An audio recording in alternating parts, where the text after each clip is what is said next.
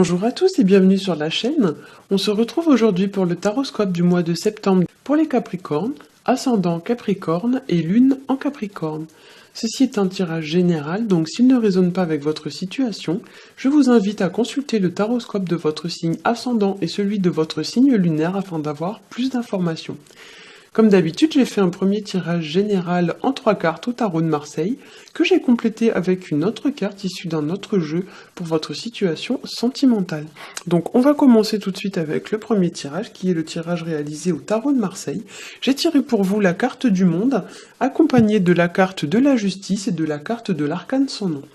Avec la carte du monde, il y a l'idée d'une fin de cycle, de tourner une page sur une situation, le monde étant la dernière carte du jeu. Ça peut représenter une situation qui arriverait à son terme, ou dont, entre guillemets, on aurait fait le tour. Ça peut représenter également le fait de trouver une solution à un problème qui va résolutionner ou solutionner un problème, ce qui fait que du coup, ce sera la fin de ce problème. Le monde représente également les autres, c'est-à-dire les gens qui vous entourent. Ça peut représenter aussi les voyages, notamment à l'étranger, mais pas seulement. Ça peut représenter aussi tout ce qui va être de l'ordre des déplacements. Et dans certains cas, on pourrait parler aussi de se couper du monde, d'être un petit peu trop casanier ou trop renfermé sur soi-même. La carte du monde, ça peut représenter aussi, dans certains aspects, en fait, le fait de déménager ou de quitter un domicile. En deuxième position, nous avons la carte de la justice, qui, elle, va nous parler de remettre de l'équilibre vis-à-vis d'une situation.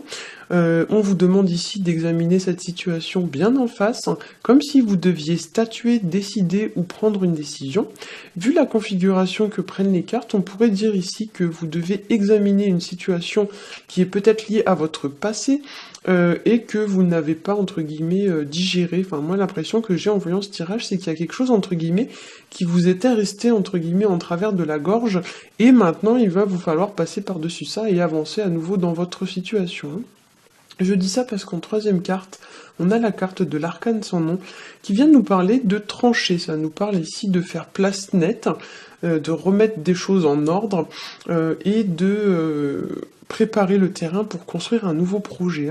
Il y a l'idée avec cette carte de se séparer de choses qui n'ont plus lieu d'exister, qui n'ont plus lieu d'être, de tourner le dos à son passé pour se concentrer sur le futur.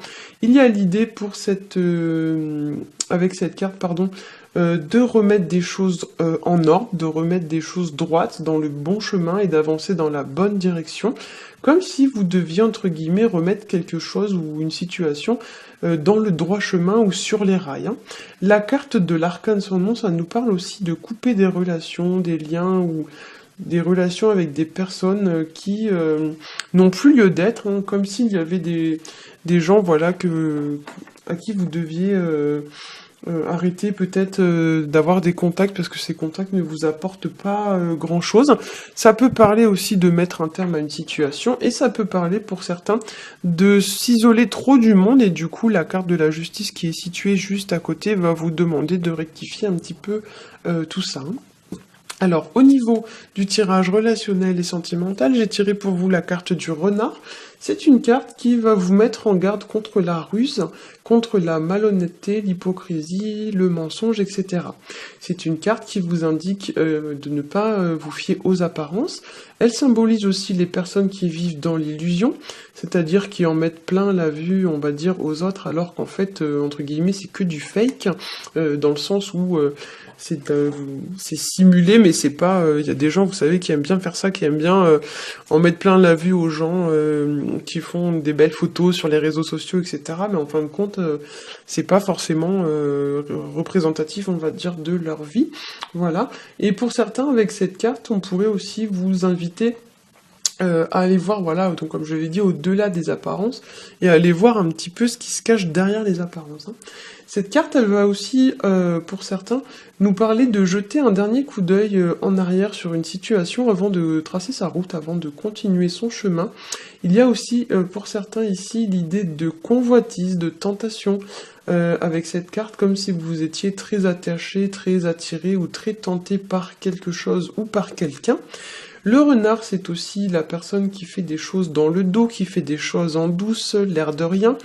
Voilà, ou alors qui fait les choses de manière pas très honnête ou pas très sérieuse. Le renard étant un peu le filou du jeu, hein, donc voilà, ça veut tout dire.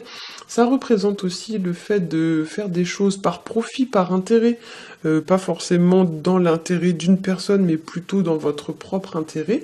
Voilà, ça peut aussi représenter une personne qui va se comporter de cette manière avec vous, hein. Ça veut pas dire que c'est vous qui allez forcément faire ce genre de choses, hein.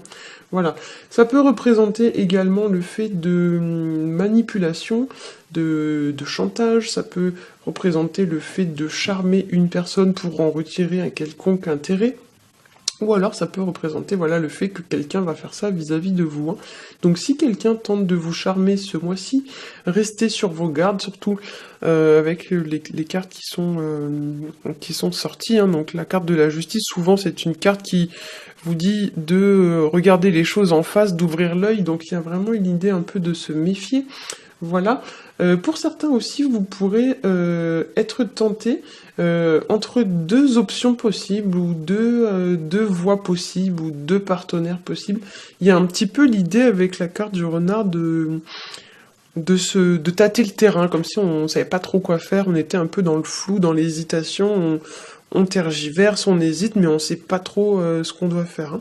Donc là, effectivement, si c'est votre cas, la carte va vous conseiller quand même de faire preuve d'un minimum de sagesse, et comme l'indique la carte de la justice, pesez bien le pour et le contre, et tranchez. Voilà. J'espère que ce tirage vous aura plu. Si c'est le cas, n'hésitez pas à liker, à partager et à vous abonner. Pour ma part, je vous souhaite un très bon mois de septembre et je vous dis à bientôt.